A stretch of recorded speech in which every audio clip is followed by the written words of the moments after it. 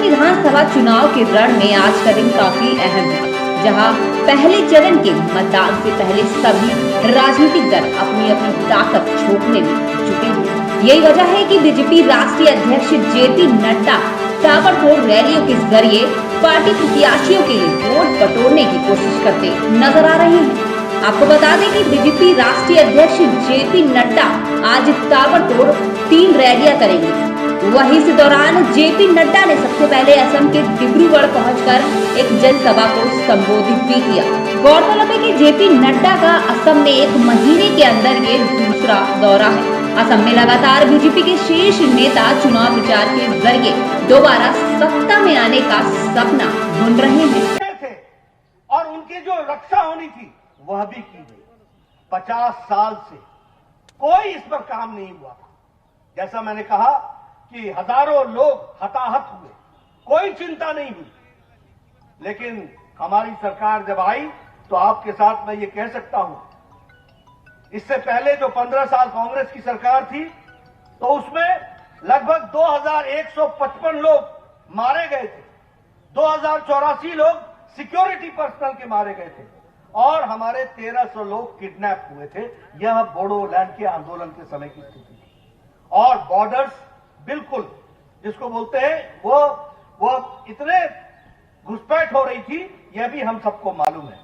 लेकिन जब बीजेपी आई तो 50 साल ये बोडो का जो आंदोलन चल रहा था वह समझौते में परिवर्तित हो गया और उनके विकास के लिए 1500 करोड़ रुपए देकर के उनके काम को भी आगे बढ़ाने का काम हुआ। लगभग इसके साथ साथ कोई 2500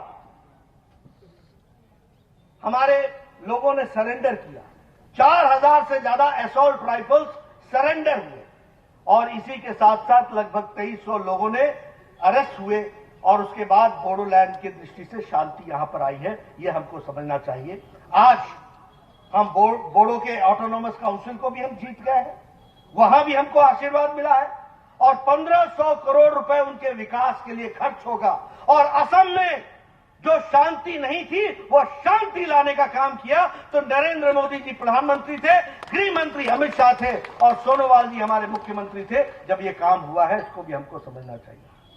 इसीलिए मित्रों, अब मैं अगर पट्टे की बात करूं, क्या स्थिति आ गई थी कि विकास के दृष्टि से अगर सड़क बन रही है तो सड़क क्यों रुकी थी? सड़क इसलिए रुकी थी कि उस पर कंपनसेशन देना था। कंपनसेशन क्यों नहीं दिया जा रहा था?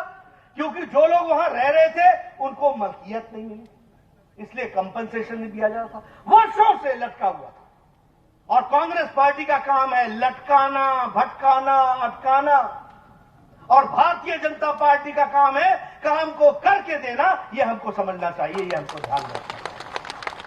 और इसीलिए जब मैं इस बात को कह रहा हूं तो मैं ये कहना चाहता हूं कि पट्टे देने का काम अगर किया तो वो सर्बानंद सोनोवाल जी की सरकार ने किया, ये हम कहना चाहते हैं।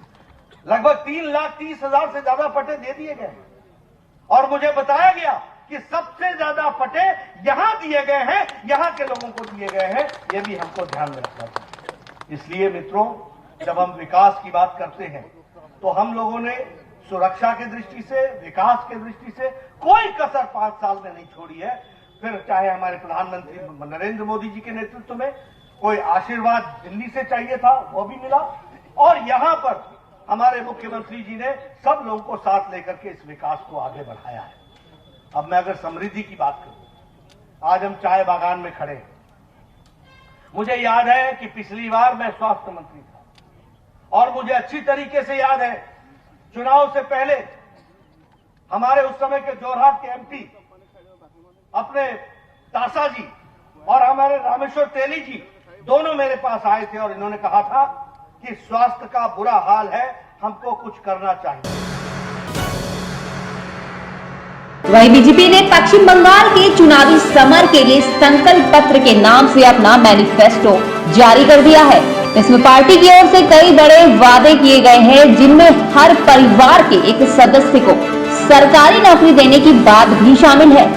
यही नहीं, अमित शाह ने मैनिफेस्टो जारी करते हुए कहा कि मैं बनिया हूं, मुझ पर भरोसा रखना। दरअसल हर परिवार के एक सदस्य को नौकरी देने की प्रावधान पर आने वाले खर्चे को लेकर आखिरकार उन्होंने ये बात कही। मित्रों, 67 से बंगाल ने ऐसा किया, 67 से कि यहां पर एक पार्टी की सरकार, केंद्र में दूसरी पार्टी की सरकार। इस बार मौका है, केंद्र में तो मोदी जी है ही, यहां पर कमल की सरकार ला दो। ये डबल इंजन सरकार मोदी जी के नेतृत्व में बंगाल का भला करेगी। मित्रों, बंगाल का भला करेगी। मित्रों,